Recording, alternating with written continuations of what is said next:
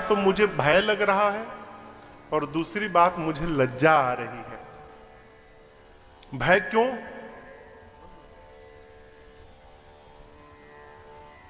भरद्वाज जी कहते हैं प्रभु कहीं आप ये मत समझ लें कि मैं आपकी परीक्षा ले रहा हूं। देखिए अब तो कम हो गया हम लोग के साथ, जब हम लोग कथा प्रारंभ किए थे ना 10-12 वर्ष पूर्व, तो ऐसा ऐसी कोई कथा नहीं जाती थी जहां 10-12 लोग हम लोग की परीक्षा लेने ना आ जाए। और कई लोग तो बीच कथा में खड़े होकर प्रश्न करने लगते थे। हम कहते थे भाई साहब आप कमरे में आ जाओ ना, यही बताइए महाराज। भरद्वाज जी को भय इस बात का है कि कहीं मैं प्रश्न करूं और याज्ञवल्क्य जी सोच ले कि मैं आपकी परीक्षा ले रहा हूं। दूसरी बात, याज्ञवल्क्य ऋषि को यह वरदान था कि जो उनके साथ कुतर्क करेगा उसका यह सिर फट जाएगा। भरद्वाज जी सोचते कहीं मैं आपके साथ प्रश्न करूं, बात करूं और आपको लगे कि मैं कुतर्क कर रहा हूं और कहीं हमारे खोपड़ियां फट जाए तो क्या होगा, इसलिए मुझे भय लग रहा है। याज्ञवल्क्य जी बोले अच्छा चलिए भय का तो हो गया, लज्जा क्यों आ रही है?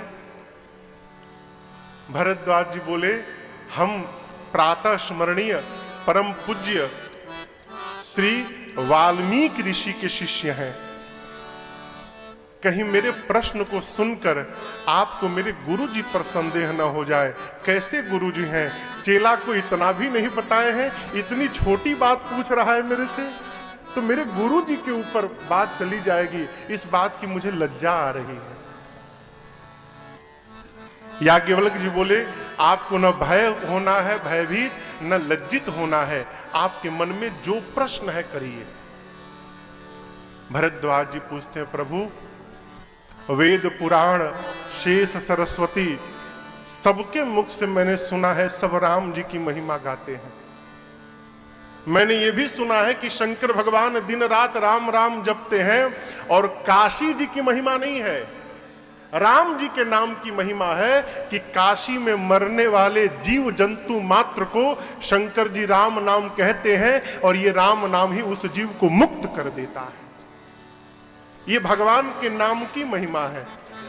मेरा प्रश्न है प्रभु राम कवन प्रभु पूछूं तो कहिया बुझाई कृपानिधि मोहि। प्रभु ये राम जी कौन है? देखिए कवन शब्द आया ना, कवन समझते हैं, कवन यानी कौन, राम जी कौन है, तो कौन आते ही यहां अर्थ आ गया कि दो होंगे। दो में से पूछा जा रहा है आप कौन है, तो एक तो कहे भरद्वाज जी की एक राम जी जिनको शंकर जी जपते हैं, और एक राम जी को मैं भी जानता हूं, एक राम अवधेश कुमारा तिनकर चरित विदित संसार, नारी विरह दुख भयउ अपारा, भयउ रोष रन रावण मारा। एक राम को मैं भी जानता हूं, अयोध्या नरेश चक्रवर्ती सम्राट महाराज दशरथ के कुमार राम, जिनका चरित्र तीनों लोक में फैला है।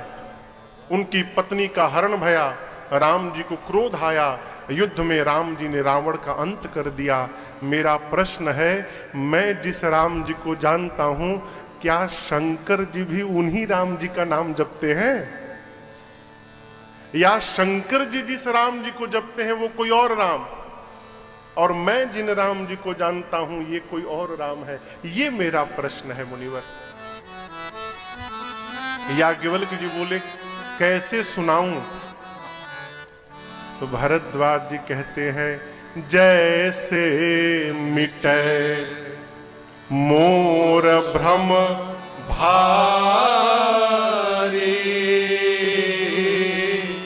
कहु सुकथा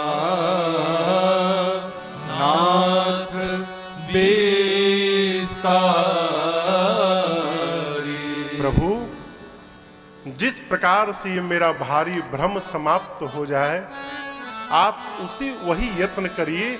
और मैं तो कहता हूं आप मुझे विस्तार से राम जी की कथा सुनाइए। ये एक सीखने योग्य बात है यहां पर। क्षमा करिएगा, आजकल बारात पहुंचने का समय हो गया है रात 11 बजे, 10 बजे, कहीं कहीं तो 12-1 बजे भी। बेगूसराय याद है, हम लोग आ रहे थे कथा करके। बेगूसराय बिहार में एक जगह है, हम लोग कथा गा के रात को 11:30 बजे जा रहे थे, तो देखे एक दूल्हे की गाड़ी सज रही थी। तो हमने उत्सुकतावश पूछ दिया, अरे कल बारात जानी है, आज ही क्यों सजाने लगे? अरे नहीं महाराज, अभी बारात जानी है। हमने रतिया में 11:30 बजे गाड़ी सज रही है, कब बारात जाएगी, कब विवाह होगा? बारात पहुंचने के बाद 2 घंटा जयमाल, सबसे बड़ा फंक्शन जयमाल और उसका फोटोशूट। उसके बाद जो समधी लोग होते हैं वो पंडित जी से कहते हैं, पंडित जी देखिए 3:30-4 तो बज गया, 6 बजे विदाई का मुहूर्त है हमारी बिटिया का, तो 6 से कांटा आगे बढ़ना नहीं चाहिए, आप 5:45 बजे तक पूरा करिए। अब आप बताओ 1 घंटे में पंडित जी कौन विवाह कराएंगे? मनुष्य भोजन के लिए तो पर्याप्त समय चाहता है, लेकिन बात जब भजन की आती है तो कहता है पंडित जी कोई शॉर्टकट रास्ता है क्या? लोग कहते हैं हम नहीं जा रहे, हमारे बदले आप ही मत्था टेक लेना। भोजन के लिए तो नहीं कहते हो कि आज टाइम नहीं है, मेरे बदले 2 पराठा खा लेना तुम। जीवन में भजन का कोई शॉर्टकट नहीं होता माई बाप। जिस प्रकार आप विधिवत विस्तार से भोजन करते हैं, उसी प्रकार यदि समय मिले कभी कथा श्रवण करने का, पूजन में बैठने का, तो आप यही कहा करिएगा कि प्रभु आप हो सके तो विस्तार से और विधि विधान से पूजन कराइएगा, उसमें कोई शॉर्टकट न किया जाए। भरद्वाज जी कहते हैं कहु सो कथा नाथ विस्तारी, आप विस्तार पूर्वक सुनाइए। याज्ञवल्क्य जी मुस्कुराए, कहे मैं आपकी चतुराई समझ गया, आप मुझसे भगवान की गूढ़ कथा सुनना चाहते हैं, इसीलिए मूढ़ बनकर प्रश्न कर रहे हैं। देखिए, बिना मूढ़ बने गूढ़ तत्व जीवन में आने वाला नहीं है। हमारे एक चाचा थे, कहा करते थे, बाबू अपने से बुद्धिमान के आगे बेवकूफ बन के बैठना चाहिए, तब आप कुछ सीख पाएंगे। बुद्धिमान के सामने यदि विद्वान बनकर बैठेंगे तो जीवन में कुछ प्राप्त होने वाला नहीं है। याज्ञवल्क्य जी मुस्कुराएं और कहते हैं कि मैं आपको कथा सुनाऊंगा, परंतु उसके पहले एक बीच में दूसरी कथा सुन लीजिए। कौन सी कथा? कहते हैं अरे एक कथा को अब त्रेता युग में लेकर पहुंचे। कहते हैं एक बार त्रेता युग में भगवान शंकर अपनी अर्धांगिनी कहें तो मैया सती जी, ये सती जी पार्वती मैया का पिछला जन्म है।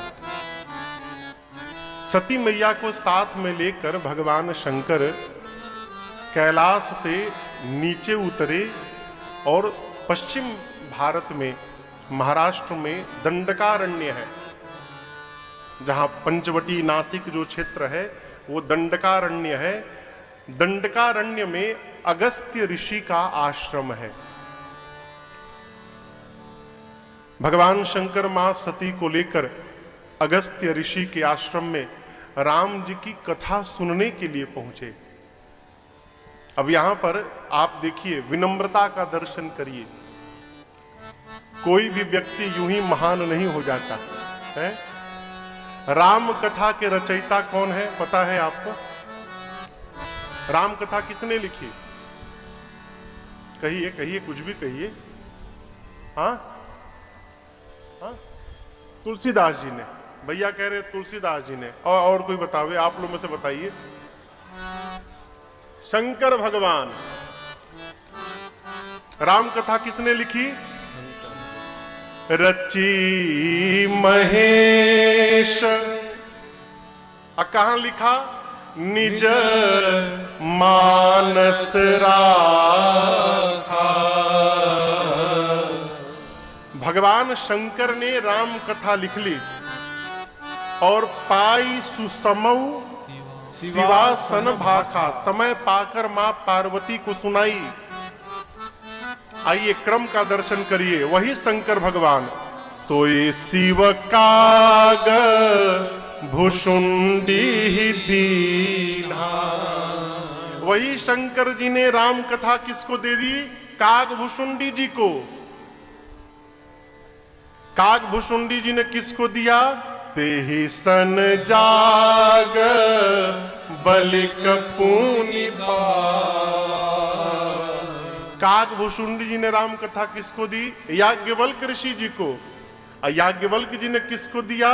तेहि पुनि भरद्वाज प्रति गावा। याज्ञवल्क जी ने भरद्वाज जी को सुनाई, भरद्वाज जी अपने शिष्य को सुनाए। इसी प्रकार गुरु शिष्य परंपरा से चलते चलते कथा आज हमारे और आपके पास पहुंच गई है। ये परंपरा है कथा। भगवान शंकर ने इस राम कथा की रचना की।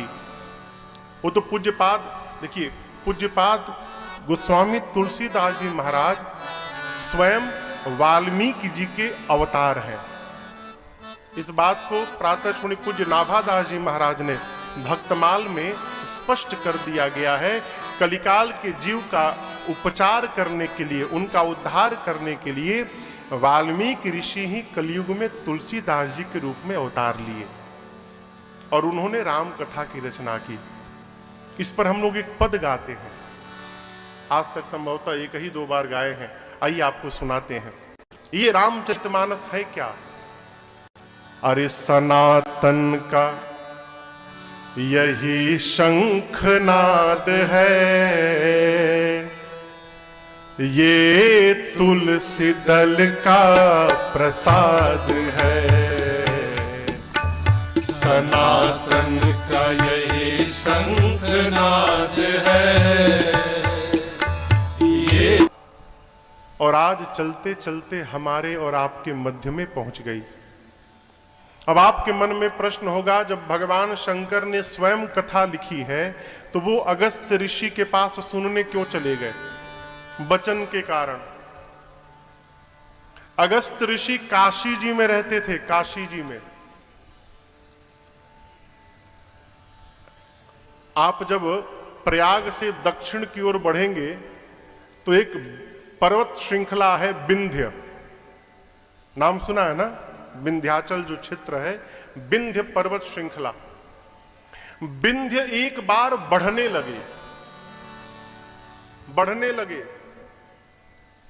इतने बढ़ने लगे कि लगा कि मानो दो भाग में बांट दे प्रकृति को।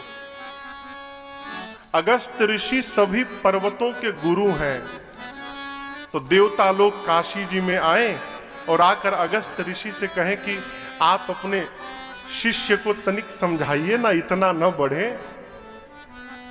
अगस्त्य ऋषि ने कहा, समझाने के लिए काशी छोड़ के जाना पड़ेगा। अब मैं काशी छोड़ने वाला नहीं, इसलिए मैं जाऊंगा नहीं कहीं। आप कितना भी कहो। सारे देवता पहुंचे बाबा के पास, कहे बाबा आप ही के नगर में अगस्त्य ऋषि हैं, कहिए चेले को समझाएं अपने। भगवान शंकर जाकर कहें तो अगस्त्य जी ने कहा, प्रभु काशी का कौवा भी काशी नहीं छोड़ता है और आप मुझे काशी छोड़ के जाने के लिए कह रहे हैं। तो शंकर जी ने कहा, मुनिवर जाइए, मैं वचन देता हूं आप जहां भी रहेंगे मैं सपरिवार आऊंगा और आकर आपके श्रीमुख से भगवान की कथा को श्रवण करूंगा, लेकिन आज आप जाइए।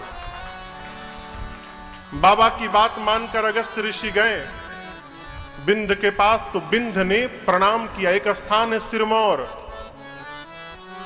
जब जाएंगे आप रीवा जाएंगे प्रयाग से तो सिरमौर, ऐसी मान्यता है कि वहां पर बिंद का सिर है, वहीं से चढ़ाई शुरू होती है, पहाड़ की चढ़ाई वहीं से शुरू होती है। बिंध्य ने अपने गुरु जी को प्रणाम किया और प्रणाम करके कहा गुरुदेव आज्ञा करिए। तो अगस्त ऋषि ने कहा कि जब तक लौट कर नहीं आता हूं ऐसे ही रहना, हिलना मत। बोलकर अगस्त ऋषि चले गए दंडकारण्य में, पश्चिम भारत में, और आज तक वहां से लौट कर आए ही नहीं वापस। विंध्य आज भी अपने गुरु जी की प्रतीक्षा में उसी प्रकार बैठे हुए हैं।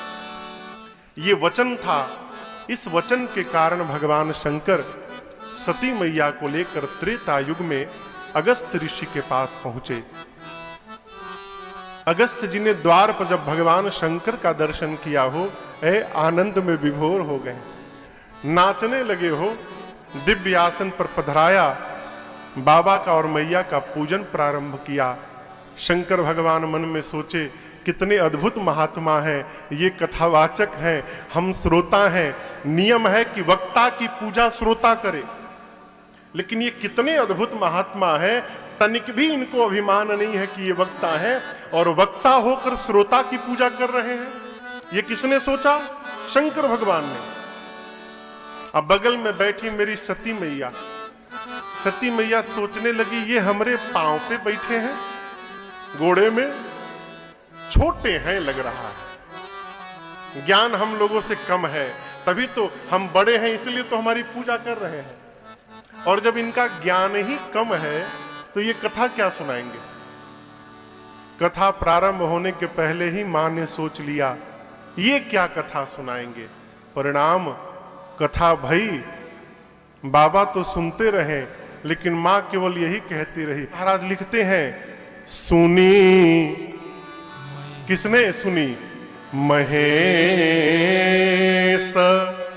परम सुख, केवल शंकर भगवान ने कथा सुनी। चलते समय राम जी की भक्ति ही दक्षिणा के रूप में प्रदान किया, और विदा लेकर सती मैया को साथ में लेकर भगवान शंकर कैलाश की ओर प्रस्थान किए। त्रेता युग का समय था। उस समय राम जी अवतार लेके 14 वर्ष के वनवास के क्रम में उसी दंडकारण्य के पंचवटी में थे। लीला चल रही थी भगवान की।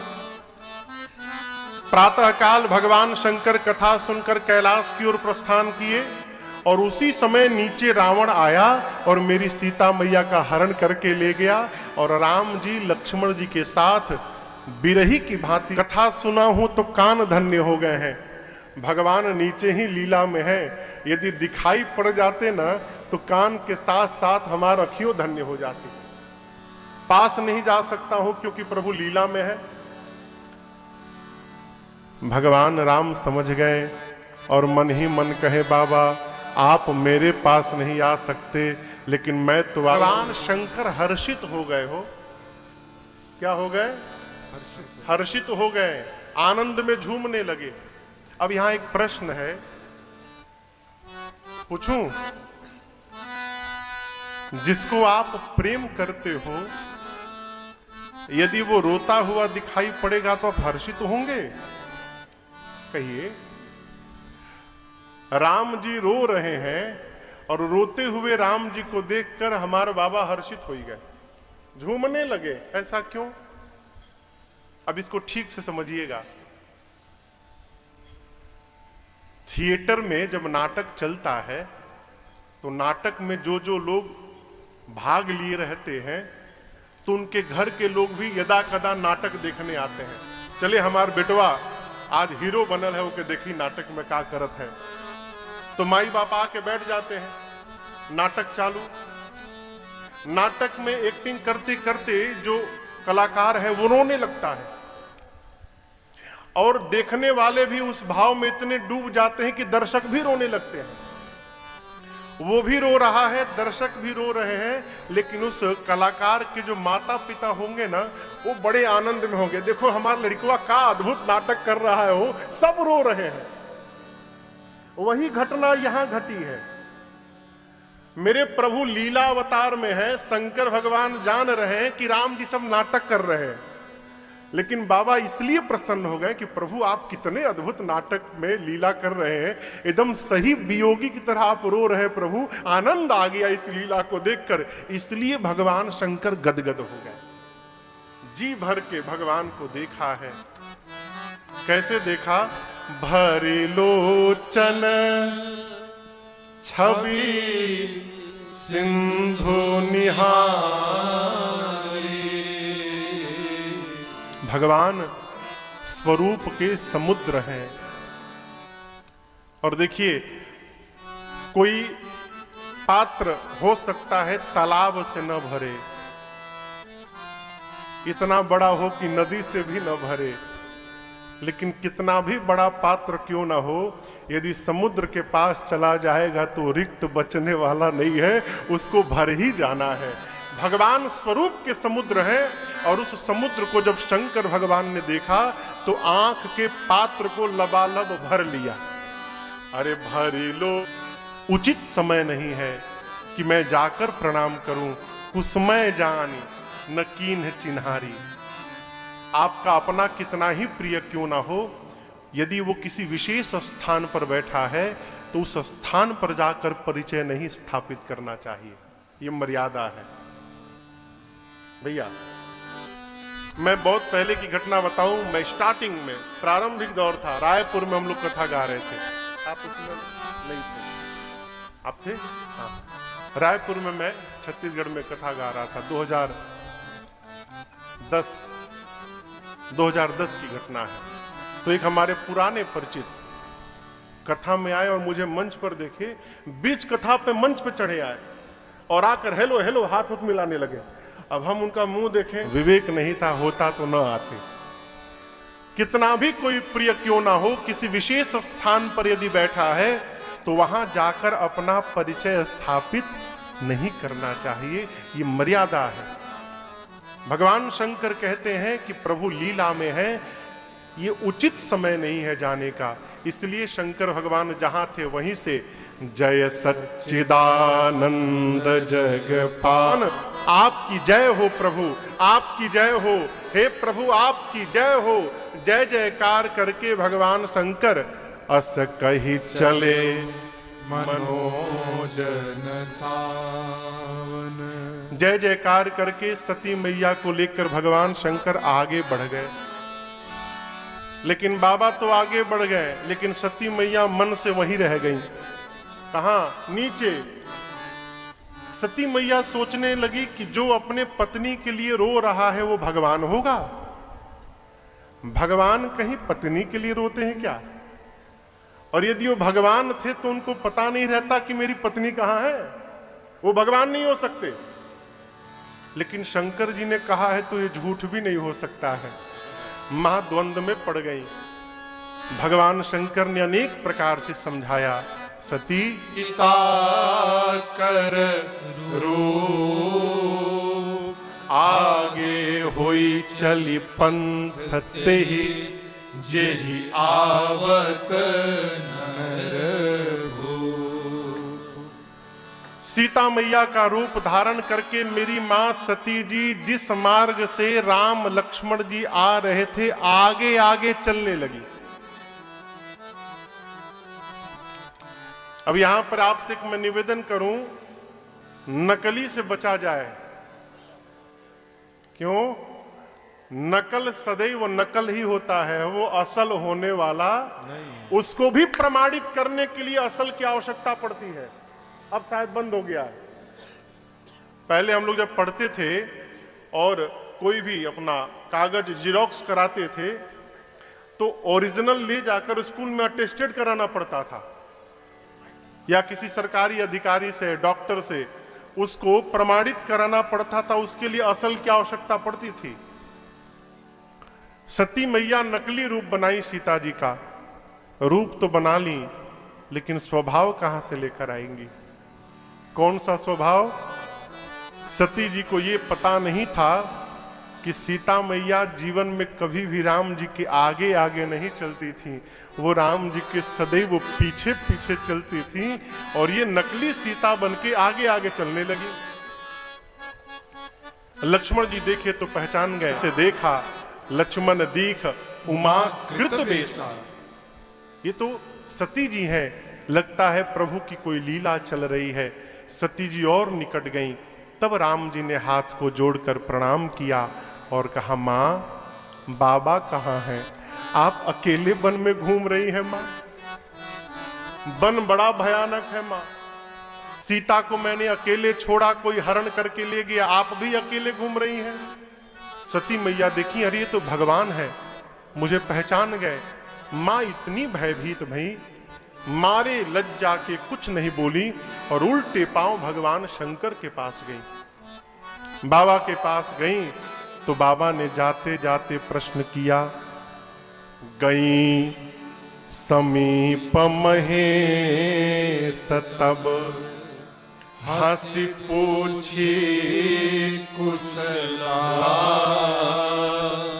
लीन परीक्षा कवन विधि, कहु सत्य सब बात। ना हंस के कुशलता पूछे और कही है, सती जी सब कुशल है ना? अब यहां पर लोग कहते हैं महाराज शंकर भगवान हंस क्यों रहे हैं?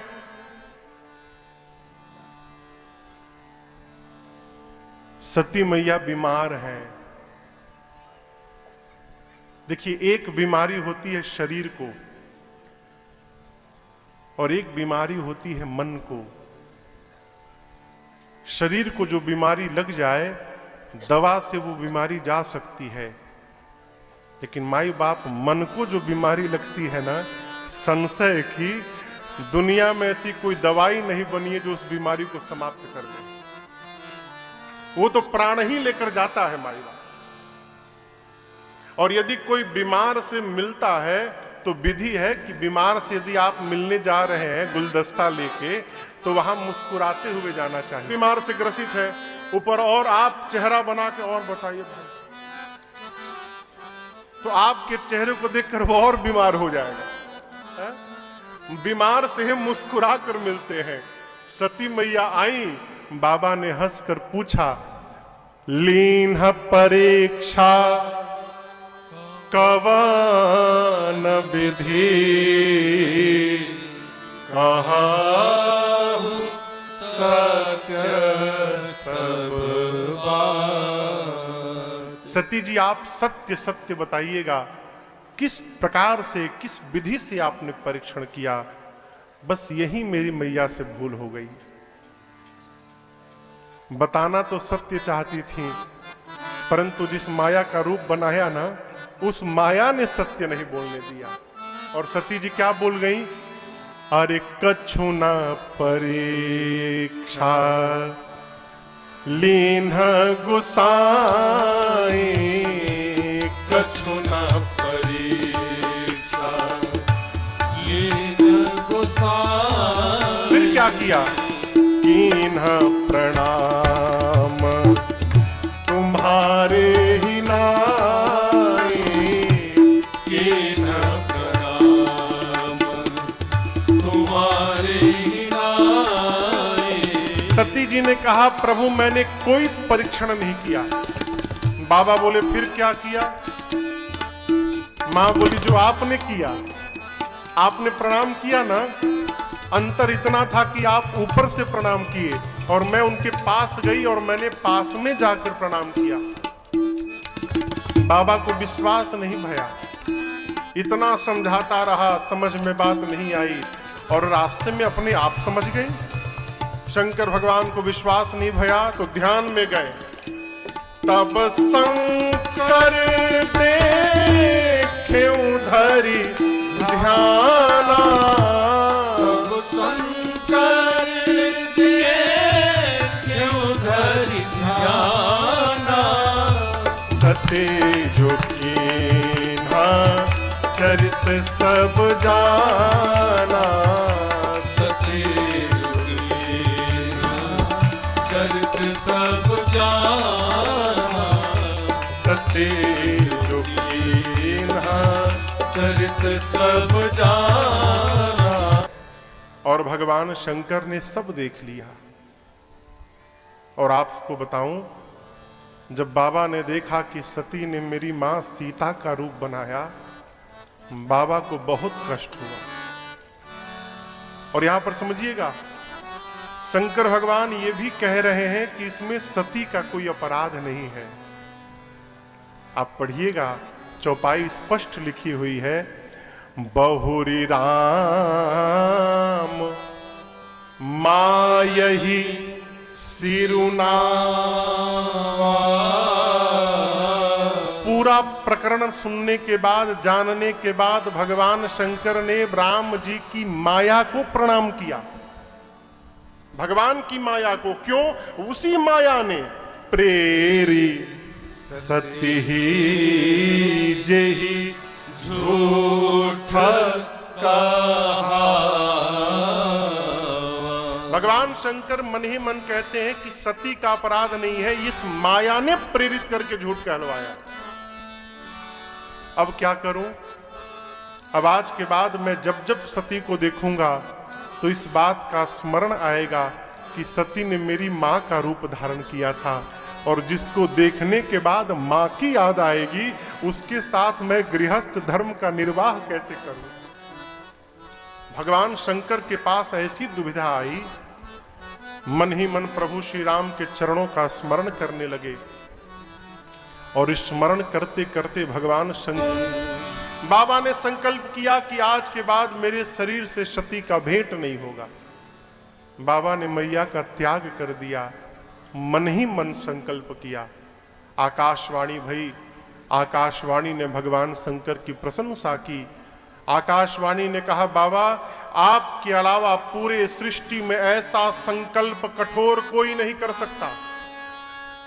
आकाशवाणी सुन के मां सती विह्वल हो गई, बार बार पूछती हैं, प्रभु आपने कौन सा संकल्प कर लिया नाथ?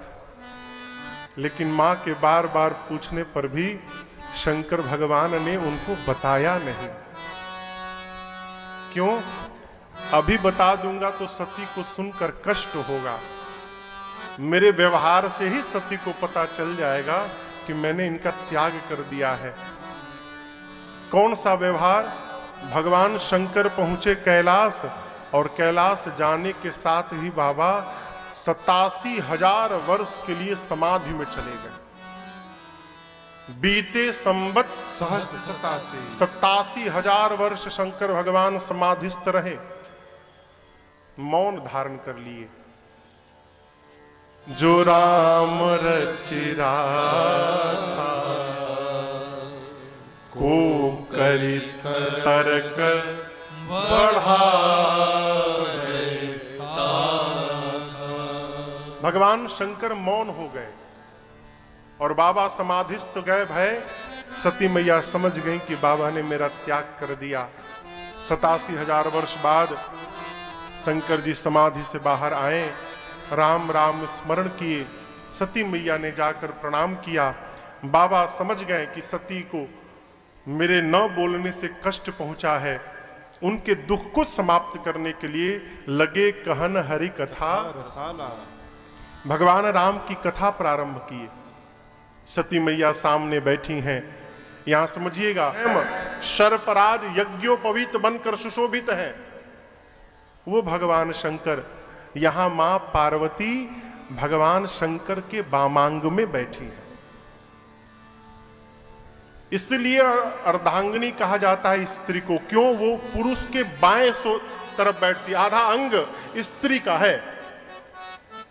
परंतु यहां दर्शन करिए, भगवान शंकर समाधि से बाहर आए, राम जी के नाम का स्मरण किए। सती जी जानी कि शंकर जी जग गए। जाई शंभु पद बंदन कीन्हा। बाबा ने बिठाया, कहां? बगल में नहीं बिठाया, फिर कहां बिठाया? सनमुख शंकर आसन दीन्हा। बाबा मानो कहना चाहते हो कि सती जी आप वामांग में बैठने का अधिकार खो चुकी हैं। सामने बिठाया, लगे कथा सुनाने। ठीक उसी समय सती मैया के पिताजी दक्ष को ब्रह्मा जी ने एक बड़ा अधिकार दिया, और जैसे बड़ा अधिकार प्राप्त हुआ दक्ष को, दक्ष ने हरिद्वार के कनखल में एक यज्ञ की रचना की, और उस यज्ञ में ब्रह्मा, विष्णु और महेश को छोड़कर सबको आमंत्रित किया, इन 3 को नहीं बुलाया। अब समझिएगा, भगवान शंकर दक्ष के दामाद हैं और इतने बड़े अभागे हैं दक्ष कि वो भगवान शंकर को ही अपना शत्रु समझते थे। शत्रु क्यों मान ली, इसकी भी एक कथा है। यहां संक्षेप में भगवान शंकर कहते हैं, ब्रह्म सभा हम सन दुख। एक बार ब्रह्मा जी की सभा बैठी थी, सारे देवता थे। दक्ष जब गए तो सभी देवताओं ने खड़े होकर दक्ष का अभिवादन किया। 3 लोग खड़े नहीं भये। कौन? ब्रह्मा जी, विष्णु जी और महेश जी। तो दक्ष सोचने लगे कि चलो ब्रह्मा जी कोई बात नहीं, जगत के पिता हैं, नहीं खड़े भये। विष्णु जी चलो भगवान है, कोई बात नहीं, नहीं खड़े भये। लेकिन ये शंकर तो मेरा दामाद है ना, और इतना अभिमान कि मैं आया, ससुर जी आए और खड़ा नहीं भया। और शंकर जी तो राम जी के नाम के जप में लगे हुए थे, उन्हें पता ही नहीं चला कि कब ससुर जी चले आए। उसी दिन से दक्ष ने भगवान शंकर को शत्रु मान लिया। यज्ञ की रचना की, सबको बुलाया, छोड़ ब्रह्मा विष्णु महेश। देवता लोग सुंदर सुंदर विमान में बैठकर और कैलाश के ही ऊपर से जाने लगे। देवता भी अद्भुत, अरे जाना था तनिक बगल का रास्ता पकड़ लेते, इधर उधर से निकल जाते, कैलाश के ही ऊपर से क्यों जाना। और वो चुपचाप नहीं जा रहे हैं, उनकी स्त्रियां गीत गा रही हैं। क्यों? शंकर भगवान जान ले कि ससुर जी ने इनको नहीं बुलाया है, हम लोग को बुला लिया है। बाबा कथा में मैया ने विमान देखा, सती जी ने पूछा, प्रभु ये सारे देवता कहां जा रहे हैं? शंकर भगवान ने बताया, देवी आपके पिताजी यज्ञ कर रहे हैं, सारे देवता उसी में भाग लेने जा रहे हैं। मां ने कहा, प्रभु पिताजी के घर उत्सव है, आज्ञा हो तो मैं भी हो आऊं। बाबा ने कहा, देवी बात तो बहुत अद्भुत की आपने, लेकिन आपसे एक बात कहूं, हम लोगों को बुलाया नहीं गया है वहां। यद्यपि सती जी पिता के घर, गुरु के घर, मित्र के घर और स्वामी के घर, 4 स्थान से बुलावा नहीं ढूंढना चाहिए, 4 स्थान पर बिना बुलाए जाना चाहिए। परंतु यदि अपमानित करने के लिए जानबूझकर नहीं बुलाया गया है तो सती उस स्थान पर जाने पर कल्याण होने वाला नहीं है, मत जाइए। मां मानी नहीं, और जब मां नहीं मानी तो अंत में अब भवानी दक्ष त्रास काहू न शरण मानी, दक्ष त्रास। 80 साल की बूढ़ी मैया भी जब अपने मैके जाने की बात सुनती है तो खुशी से नाचने लगती है? सती मैया पिता के घर गई, परंतु दक्ष ने इतना त्रास दिया था घर में, आई तो कोई बात नहीं करेगा। और तो और सती मैया को देखने के बाद दक्ष का पूरा शरीर क्रोधाग्नि में जलने लगा। क्यों? ये आ गई इसलिए नहीं, ये सोचकर जलने लगा कि ये आ गई तो शंकर भी आएगा पीछे से, ये सोचकर क्रोधाग्नि में जलने लगे। कोई सती मैया से बात तक नहीं किया। लेकिन एक बात मैं आपसे निवेदन करूं, आपको दुनिया भले ठुकरा दे माई बाप, लेकिन जिस मां ने आपको जन्म दिया है वो आपकी मां आपको कभी ठुकराने वाली नहीं है, वो सर्वकाल आपके साथ है। यहां कोई नहीं मिला सती मैया से, लेकिन जब मां ने देखा, बाबा कहते हैं, सादर भले ही मिली एक माता। मैया आकर मिली, और जब मैया मिली तो मैया के पीछे सती मैया की और जो बहनें थीं वो मिली। लेकिन कैसे मिली? भगिनी मिली बहुत मुस्काता, बहुत मुस्काता। मुस्काता समझ रहे हैं?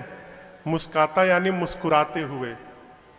मुस्कुराना तो ठीक है, लेकिन बहुत मुस्कुराना ठीक नहीं है। बहुत मुस्कुराने का अर्थ है व्यंग। बहनें कैसे मिली बहुत मुस्कुरा के है, अरे तुम भी आ गई, इसका मतलब तुमको बुलाया नहीं गया था, तुम भी चली आई। सती मैया चुपचाप सुनती रही। सती मैया की मां ने कहा, बेटी तुम्हारे पिता की मति बावली हो गई है, कौन अपनी बिटिया दमाद से बैर करता है। सती जी ने कहा, मां आप मिल गई तो जहान मिल गया, मुझे उसका गम नहीं है, मैं यज्ञ मंडप की परिक्रमा लगाना चाहती हूं। गई सती मैया, जाकर यज्ञ मंडप का निरीक्षण किया और सती मैया ने देखा कि मंडप में सभी देवताओं के लिए स्थान बना है और मेरे पति के लिए कोई स्थान नहीं। मां का पूरा शरीर योगाग्नि में, क्रोधाग्नि में जलने लगा। मां आवेश में आ गई। वहां जितने देवता, जितने ऋषि मुनि बैठे थे, मां डपट पड़ी। मां ने कहा, जितने देवता यहां बैठे हो, जितने मुनि आए हैं, ध्यान से सुन लो। आज इस सभा में जिसने जिसने बैठकर मेरे पति की निंदा की है अथवा जिसने अपने कानों से सुना है, आज सबको दंड मिलेगा। मर्यादा है, जिस सभा में संत की निंदा हो, शंभु की निंदा हो या साक्षात नारायण की निंदा हो, अपने भीतर शक्ति है तो निंदा करने वाले के जिह्वा को काट दो। शक्ति नहीं है तो कान बंद करके सभा से चले जाओ। मेरे पति केवल मेरे पति मात्र नहीं है, वो जगत के पिता हैं और आज इस नीच पिता ने मेरे पति का अपमान किया। मैं आज के बाद इसकी बेटी के रूप में जीवित नहीं रहूंगी। इतना कह के अपने दाहिने पांव के अंगुष्ठ से योगाग्नि को प्रज्वलित कराया और मां ने अपने आप को सभा के मध्य में जलाकर बच गया। भगवान शंकर के जो दो रुद्रगण थे, मां को योगाग्नि में जलते देखे लगे यज्ञ विध्वंस करने। नारद जी गए कैलाश, जाकर भगवान शंकर को पूरी बात बताएं। बाबा को आया क्रोध, सिर से जटा का एक केश निकालकर धरा पर वीरभद्र प्रकट भय है। कुपित किया वीरभद्र को, भेजा। वीरभद्र आए, सबसे पहले यज्ञाचार्य थे भृगु महाराज, भृगु ऋषि, उनकी दाढ़ी पकड़ के नोची। एक देवता थे पूसा, ऐसी मुष्टिका का प्रहार किया, पूसा के सारे दांत टूट गए। किसी की आंख को निकाला, दक्ष के सर को पकड़ा और हाथ से सर को घुमाया, धड़ से सिर को उठाया और अग्नि कुंड में ले जाकर मानो पूर्णाहुति करके डाल दिया। हाहाकार मच गया चारों तरफ। किसी की आंख फूटी, किसी का कान कटा, किसी के दांत टूटे, किसी का पीठ टूटा, भली भांति दंड दिया गया। बाद में भगवान शंकर और भगवान हरि को बुलाया गया, यज्ञ की रक्षा कराई गई। यहां पर आपसे एक निवेदन करूं मैं आपसे एक बात, जीवन में कभी किसी को छोटा दिखाने के लिए सत्कर्म भी मत करिएगा। बात समझ में आ रही है? मुझे एक प्रकरण नहीं भूलता, पूज्य महाराज श्री के पास हम बैठे थे प्रारंभिक दौर में, तो एक कथा के आयोजक आए। 2 महीने बाद वहां कथा होनी थी, तो आए तो बोले महाराज श्री से कि ये क्या है? बोले भगवान रक्षा करें आपकी। और आपको बतावें 9 दिन, अगले दिन फिर दिन भर पूरे समिति के लोग पानी निकालते रह गए। आप यदि किसी को नीचा दिखाने के लिए किसी से बैर भाव लेकर यदि सत्कर्म भी करना प्रारंभ करेंगे तो आपका सत्कर्म पूरा होने वाला नहीं है, सावधान। सती मैया ने अपने आप को योगाग्नि में डाल दिया, लेकिन मरने से ठीक पहले सती मरत हरि सन परुमान पार्वती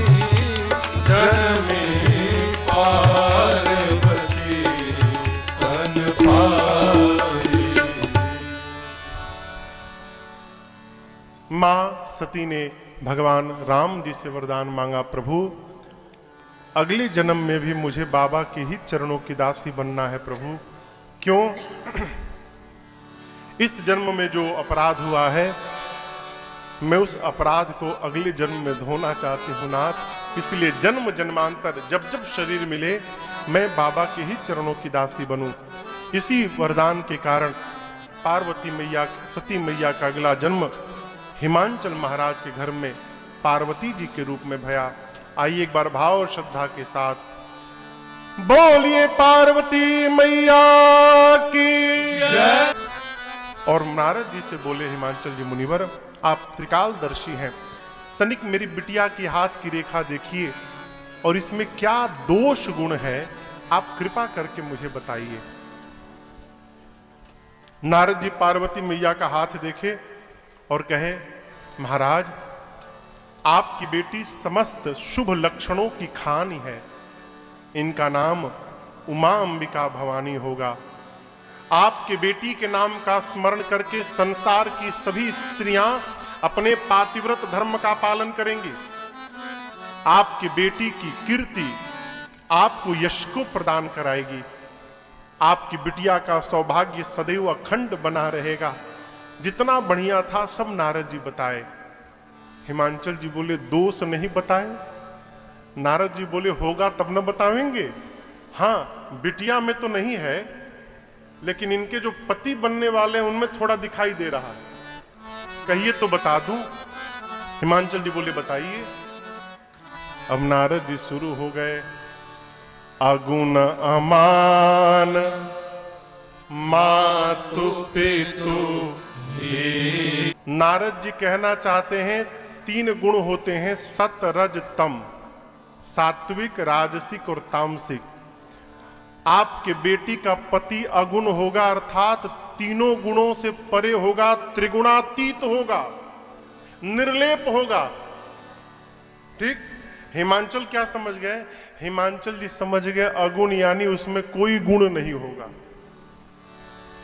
दूसरा बोले अमान होगा, अर्थात नारद जी कहना चाहते हैं आपकी बेटी का पति अमान यानी मान सम्मान से ऊपर रहेगा, सर्वकाल एक रस में रहेगा। देखिए, 2 शब्द है मान और अपमान। जिसको जीवन में मान की कल्पना होती है उसी का जीवन में अपमान भी होता है। जो सम्मान की कल्पना ही नहीं करता उसका जीवन में कभी अपमान होने वाला। अपमान कैसे होता है? हम जा रहे हैं गौरीगंज कथा में, सोफा पर बैठेंगे हम, और सोफा तो पहले से फुल है, वो नीचे बैठना पड़ गया।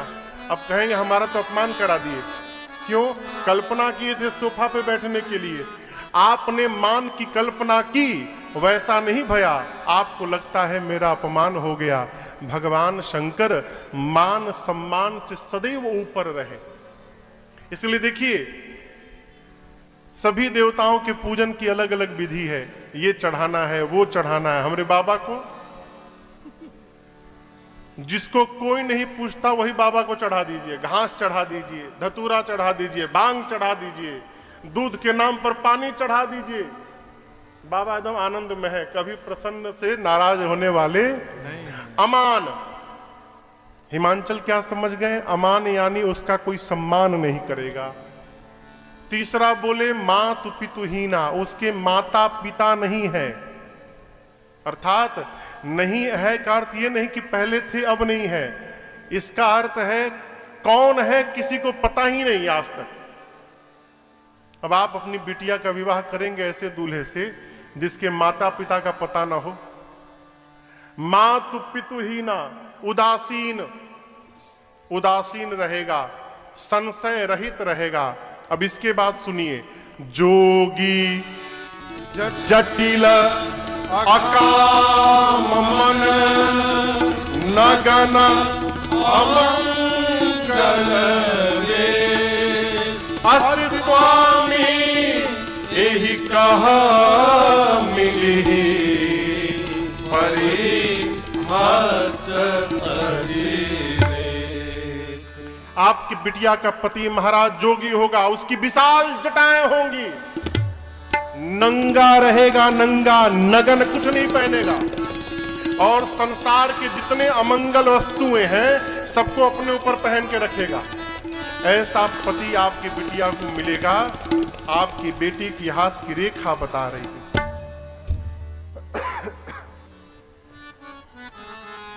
आप सोचिए माता पिता के ऊपर क्या बीती होगी। हिमांचल महाराज मैना मैया रोने लगे, ब्रह्मा जी की मति बावली हो गई, इतनी सुंदर बिटिया के लिए ऐसा वर लिख दिया। और रोने तो मेरी पार्वती मैया भी लगी, लेकिन मेरी मां प्रसन्नता में रो रही हैं। मन में सोचने लगी, नारद जी ने जो जो बताया सब मेरे बाबा में विद्यमान है। लगता है राम जी से जो वरदान मांगा था मैंने, राम जी ने मुझे प्रदान कर दिया। मैं बाबा के ही चरणों की दासी बनूंगी। मां आनंद में आ गई। थोड़ी देर रोने के बाद हिमांचल जी नारद जी को तनिक एकांत में ले गए। ले जाकर बोले, नारद जी कोई उपाय है? उपाय? अरे कोई उपाय, लेन देन जो बोलिएगा करेंगे, दूल्हा बदल दीजिए। नारद जी से बोले दूल्हा बदल दीजिए। नारद जी को आवेश आ गया, बोले अरे अरे कह मुनि सही मवंत सुनो, जो विधि लिखा देव दनुज नर नाग मुनि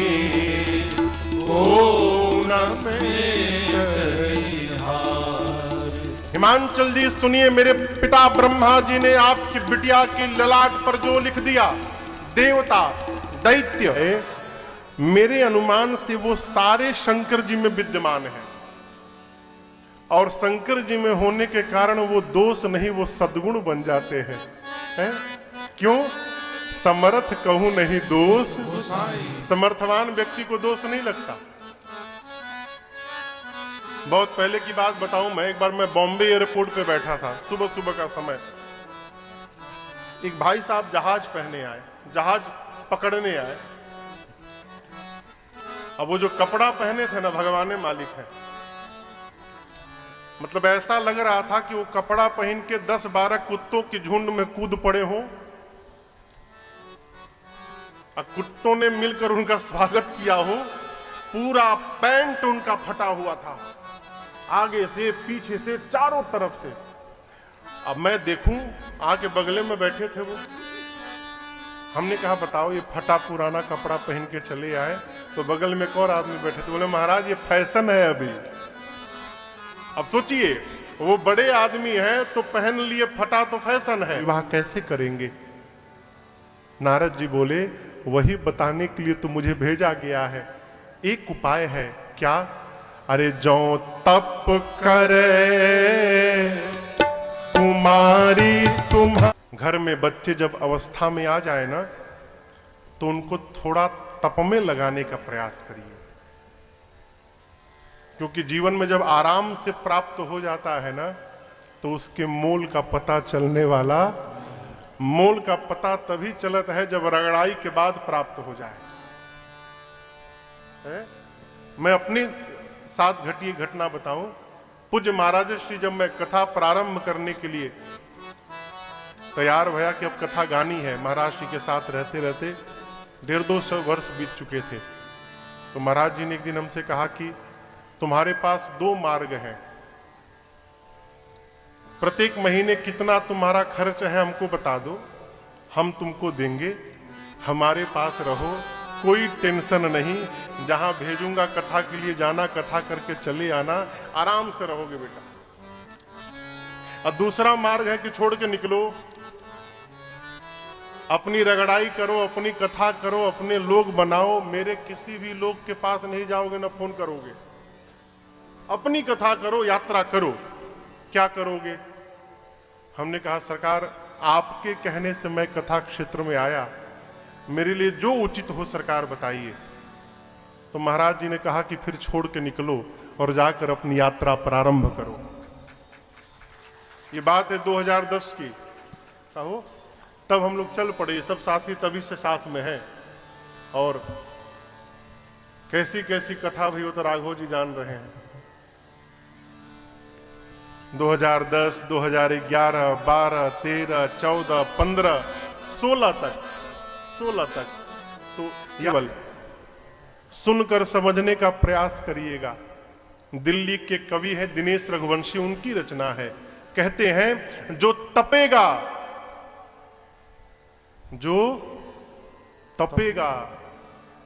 वो गलेगा। समझ रहे हैं? जो तपेगा वो गलेगा, जो गलेगा वो ढलेगा।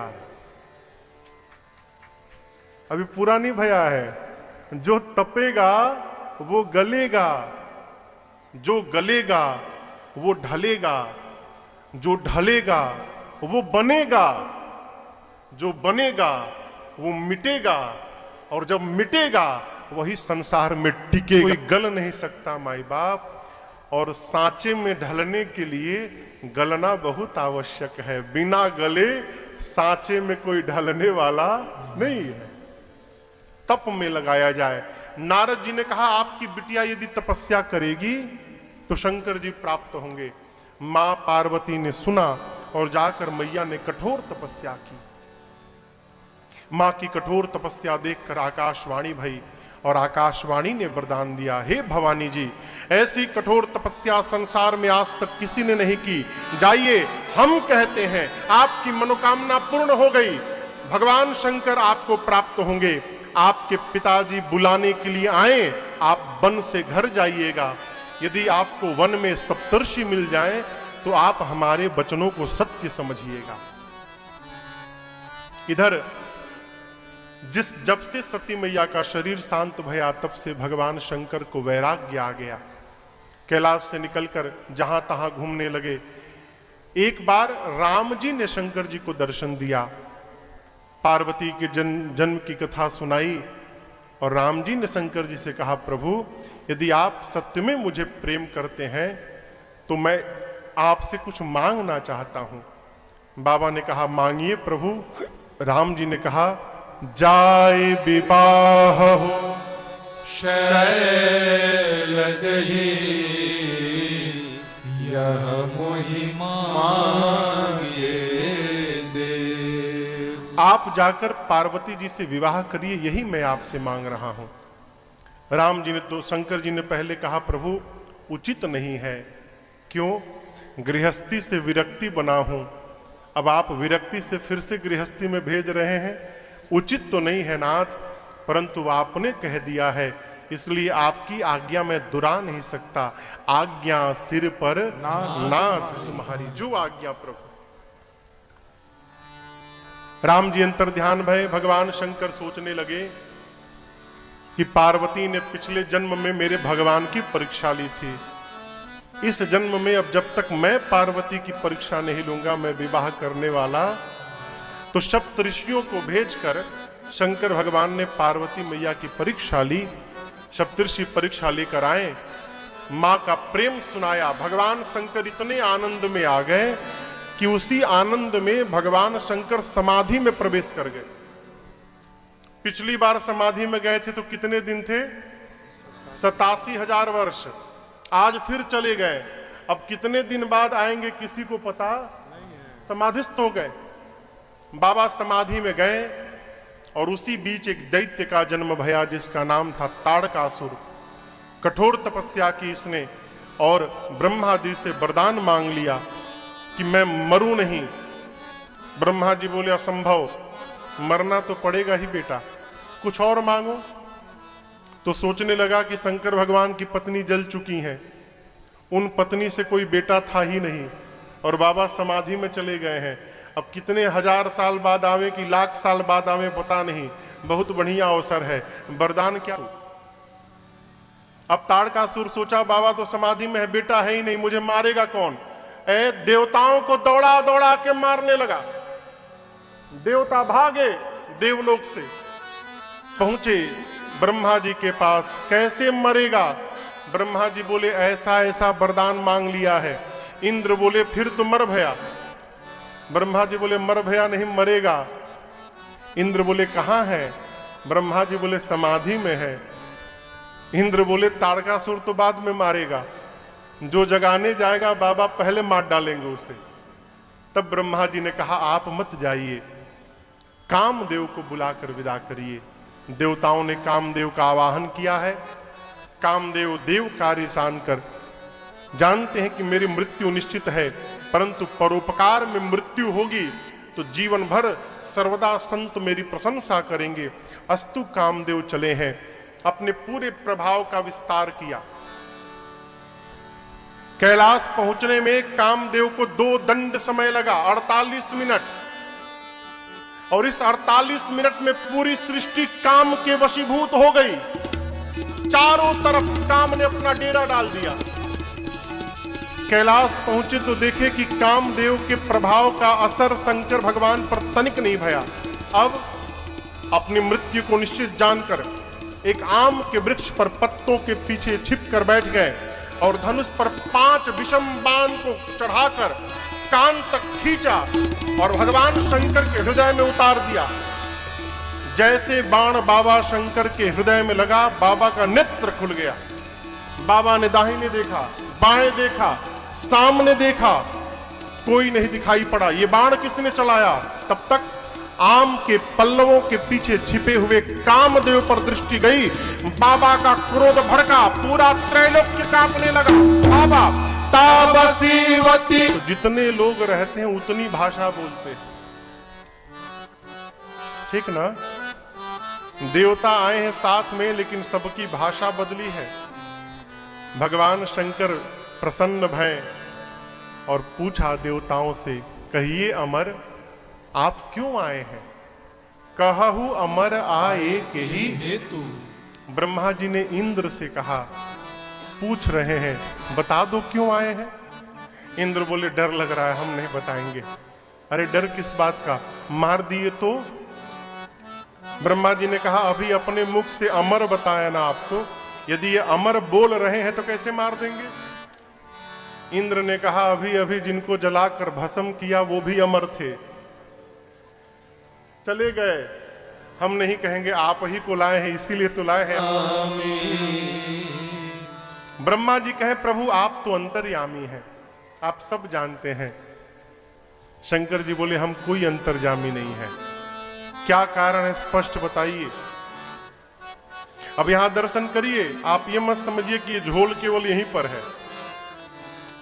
ब्रह्मा जी देवताओं को लेकर गए हैं किस लिए और यहां कह क्या रहे हैं? ब्रह्मा जी कहते हैं, प्रभु सकल सुरन के हृदय देखा चाहि नाथ तुम्हार विवाह। प्रभु सारे देवता आनंद में झूम रहे हैं, सरासर झूठ झूम रहे हैं। इतनी कुटाई भई है ताड़कासुर की सबसे बोलती मन भई है। कोई भी देवता भगवान शंकर के विवाह के लिए नहीं आया है। विवाह ही कराना था तो पहले क्यों नहीं आ गए? ये इसलिए आए हैं कि विवाह के बाद पुत्र होगा तो वही मारेगा ताड़कासुर को, इसलिए विवाह कराना है। लेकिन ये कारण किसी ने नहीं बताया। ब्रह्मा जी कहते, प्रभु सभी देवता आपके विवाह का दर्शन करना चाहते हैं, इसलिए आए हैं। देखिए कितने उत्साह में देवता आ गए हैं। शंकर जी तो सब भेजा। सप्तऋषि गए हिमांचल जी के पास, काम दहन रति का वरदान, और वहां से मुहूर्त सुनाकर मुहूर्त लेकर आए। मुहूर्त किसका? किस दिन विवाह होना है, लग्न मुहूर्त लेकर आए। यहां पर भगवान के शंकर के मुहूर्त में कई भिन्नता है। लौकिक संसार में व्यवहार में हम और आप महाशिवरात्रि के दिन भगवान शंकर और मां पार्वती का विवाह मनाते हैं, परंतु भगवान शंकर और मां के विवाह की तिथि तनिक भिन्न है। वैशाख मास शुक्ल पक्ष तिथि पंचमी और दिन था गुरुवार का, परंतु लोकाचार में हम और आप शिवरात्रि को मनाते हैं। मुहूर्त लेकर सप्तऋषि आए, ब्रह्मा जी को दिए। ब्रह्मा जी ने देवताओं को सुनाया। देवता दुंदुभी बजाकर जय जयकार करके और अपने अपने लोक को चले गए। अब विवाह का दिन आ गया, जिस दिन बाबा का विवाह होना है। विवाह का दिन आया, शाम के 3 बज गए। 4 बजे से बारात निकलनी है, समय निर्धारित है, सायं 4 बजे परेशान है। बाबा ने गणों से पूछा क्यों परेशान है? गणों ने कहा प्रभु बताइए, एक भी देवता आज आपको सजाने के लिए नहीं आए? अरे आज आपको दूल्हा बनना है। शंकर जी बोले अपने से टाइम मिलेगा तब ना आएंगे। यहां दर्शन करिए, गोस्वामी जी कहते हैं सारे देवता अरे लगे सवारन सकल सुर वाहन विविध विमान, हो ही सगुण मंगल सुभग, रही अपक्षरा। सारे देवता अपने अपने वाहन विमान को सजाने में बिजी हैं। इंद्र अपने ऐरावत हाथी को रगड़ रगड़ के धो के सजा रहे हैं, फूल माला लटका रहे हैं, लगे हैं। सब अपने अपने वाहन को सजा रहे हो, लेकिन किसी देवता को चिंता नहीं है कि जिसके विवाह में जा रहे हैं उसको कौन सजाएगा। कोई नहीं आया। भगवान शंकर ने गणों से कहा देखो, देवता आ भी जाते तो मैं उनके हाथों से सजने वाला नहीं हूं। क्यों? सजा वही सकता है जो दिन रात पास में रहता है। वो जानता है कि स्वामी को क्या श्रृंगार पसंद है और क्या श्रृंगार न पसंद है। गणों ने कहा प्रभु इस हिसाब से तो हम आपके निकट रहते हैं, तो आज्ञा मिले तो हम ही सजा देते हैं। बाबा बोले पूछना क्या है, मैं बैठा हूं, सजाओ।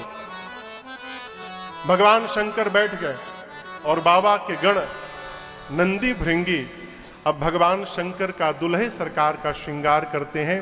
आइए गोस्वामी जी की इन पंक्तियों के साथ हम और आप भी बाबा का श्रृंगार करते हैं।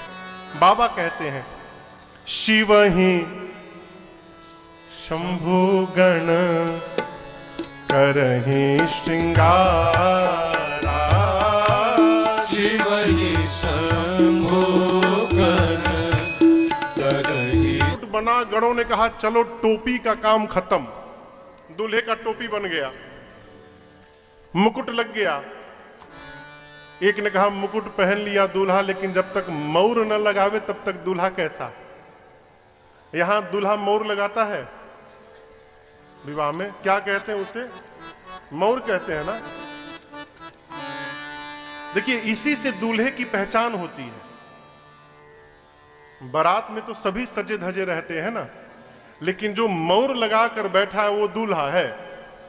अब गणों के पास समस्या आई कि यदि शंकर भगवान मौर न पहने तो दूल्हा कैसे? बाबा ने कहा बताओ मौर क्या है? बोले प्रभु कुछ नहीं, चेहरे पर लड़ियां उड़ियां लटकी रहती हैं। अच्छा उसके बाद उसका क्या होता है? उसके बाद उसको नदी में फेंक दिया जाता है। केवल एक ही दिन काम आता है मौर। भगवान शंकर बोले ये बताओ, जिसको मैं अपने सिर पे चढ़ा लूंगा उसका मैं जीवन में कभी त्याग कर सकता हूं? तो मौर मैं नहीं पहनूंगा। जब त्याग ही करना है तो क्यों पहनना? गणों ने कहा प्रभु पहनना तो पड़ेगा। तो बाबा ने कहा ठीक है, फिर वो मौर पहनूंगा जिसका जीवन में कभी त्याग न करना पड़े। गणों ने कहा कैसे प्रभु? बाबा बोले हम बताते हैं, बनाते जाओ। गणों ने 25-30 बाबा के कहने पर पतले पतले लंबे लंबे सांपों को पकड़ के लाया। सांप, सभी सांपों के सिर को ऊपर करके गणों ने बांध दिया और बाबा के जटाओं के मुकुट पर ऊपर से ले जाके पहना दिया। सभी सर्पों ने अपना फन फैला लिया ऊपर, हो छतरी बन गई फनों की, और सभी सर्पों की पूंछ बाबा के चेहरे के आगे झूलने लगे। गणों ने कहा ऐसा मौर तो दुनिया का कोई दूल्हा आज तक नहीं पहना होगा। श्रृंगार प्रारंभ भया। कान में कुंडल जो पहनते हैं ना सोने का, लेकिन बाबा सोने का नहीं पहने, सांप का कुंडल पहने। अरे कुंडल कंकन पहिरे ब्याला, सांप का कुंडल बना, सांप का कंगन बना, सांप का ही बाजूबंद बना। लेकिन गणों ने मैचिंग का पूरा ध्यान रखा है। ये नहीं कि जो सो लगा दिया, जितना बड़ा जिस रंग का दाहिने कान में वैसा ही ठीक बाएं कान में भी लगाया है। चारों तरफ। अब यहां एक लटकने वाला होता है ना नीचे, कान में सांप लपेट के और एक एक बिच्छू लटका दिए सब कान में। सांप का बाजूबंद, सांप का कंगन। इसके बाद एक ने कहा देखो सब तो हो गया, दूल्हे के शरीर पर तनिक पाउडर नहीं लगा। अब पाउडर कहां से आवे कैलाश? एक गण दौड़ा एक स्मशान में, अभी अभी एक चिता शांत बही थी, उस चिता का सारा भस्म सब लेकर आए और सिर से पांव तक बाबा के शरीर पर भस्म पोत दिए। अब आप सोचिए भस्म लगाने के बाद कितना विकराल स्वरूप भया होगा। तन विभूति पट के हरि छाला, बाबा दिगंबर स्वरूप में बैठे हैं। गणों ने कहा प्रभुता पहुंचिए, तो गए वहां पर। देवताओं के साथ उनकी अर्धांगिनियां थी। देखिए माताओं के अंदर दूल्हे को देखने की एक विशेष ललक होती है। दुल्हवा कैसन बाहो है? देवताओं की अर्धांगिनियां आई, देवियां, और देवियों ने जब शंकर भगवान को देखा हो, सबके मुख खुले के खुले। अरे बाप, एक दूसरे से बोलने लगी दूल्हे को देखी हो? ऐसे दूल्हे के लिए भी दुल्हन बनाई गई है। कौन बाप अपनी बेटी का विवाह करेगा इससे? एही बर लायक दुल्हिनी जगना। इस वर लायक पूरे संसार में दुल्हन नहीं होगी। देवताओं ने शंकर भगवान को देखा, सबका चेहरा उतर गया।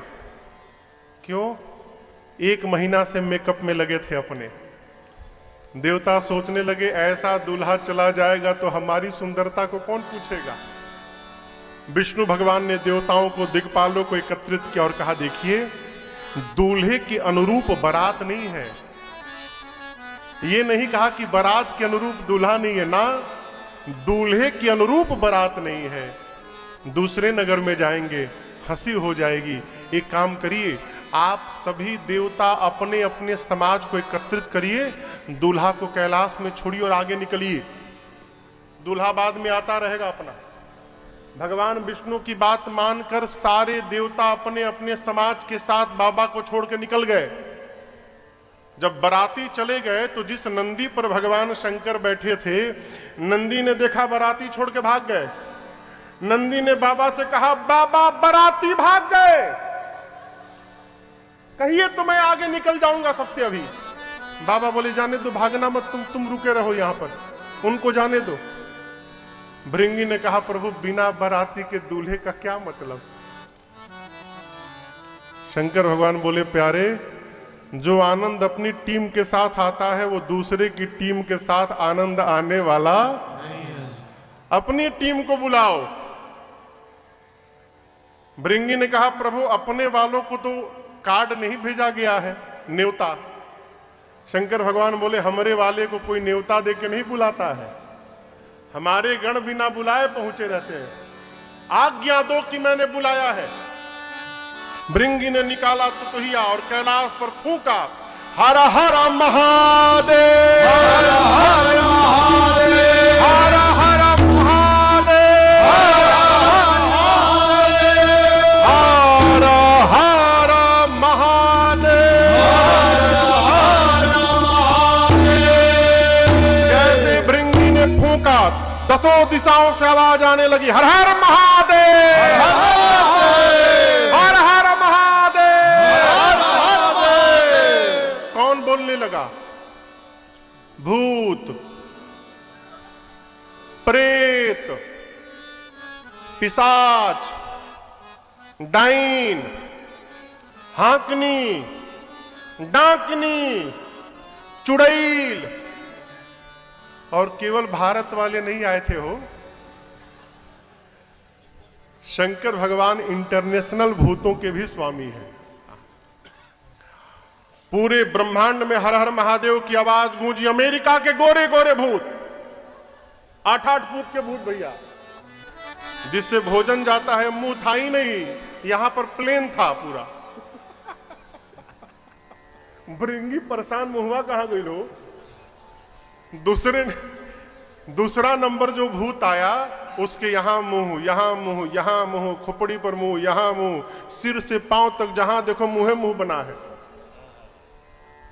इतने मुख बने थे उसके, यदि पंगित में बैठ जाए भंडारा खाने तो पत्तल देने वाला ये ना समझे कि आगे डाले कि पीछे डाले। चारों तरफ मुखे मुख बने हैं। उसके बाद जो भूत आया वो अपन खोपड़ी हाथ में लेकर घूम रहा है। किसी के शरीर में हाथ नहीं, किसी के खोपड़ी के ऊपर हाथ निकला है, किसी के पेट में से हाथ निकला है, किसी का पांव नहीं, किसी का गोजर पूरे शरीर में पांवे पांव बना है। गोजर देखे सिर से नीचे तक पांवे पांव रहता है। किसी का पांव नहीं, किसी का पांवे पांव, किसी का आंख नहीं, किसी के पूरे शरीर में आंख ही आंख। कोई मोटा है, कोई पतला है, कोई लंबा है, कोई छोटा है, कोई गोल है, कोई चापुट है, कोई पांव पे चल रहा है, कोई पेट पे उचक रहा है, कोई सिर पे भाग रहा है, कोई पीठ से घुमटिया मार रहा है, कोई उड़ के आ रहा है, कोई नीचे से निकल रहा है। बाबा बोले इतना ही नहीं है अभी, और क्या है?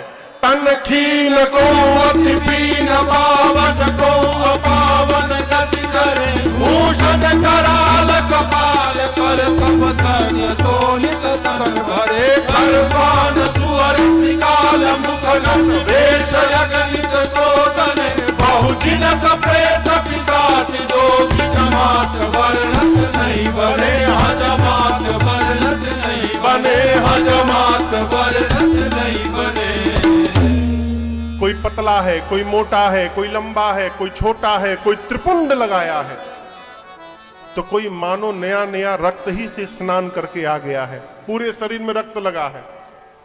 लेकिन सारे भूत एक एक खोपड़ी लेके घूम रहे हैं। खोपड़ी जानते हैं ना क्यों? बुद्धिमान आदमी आपन बर्तन अपने साथ में लेके चलता है। ये सारे भूत एक एक खोपड़ी लेके घूम रहे हैं। कुछ मिलेगा खाने के लिए तो रख के खाया जाएगा। चेहरा कैसा बरातियों का? गोस्वामी जी कहते हैं किसी का मुख सूअर जैसा, किसी का मुख कुत्ते जैसा, किसी का मुख सियार जैसा, किसी का मुख गधे जैसा, और कौनो चुप नहीं है। आप कल्पना करिए, गधा, सुअर, सियार, कुत्ता एक साथ यदि सब बोलने लगे, ऐ है कितना सुंदर लगेगा ना है? बाबा के बराती हर हर महादेव करके शुरू भय गाना, गाने लगे। ऐसा गाना प्रारंभ किए कि आगे देवता गए थे, वो एकदम परेशान हो गए कि आवाज कहां से आने लगी। उनका गाना सुनिए।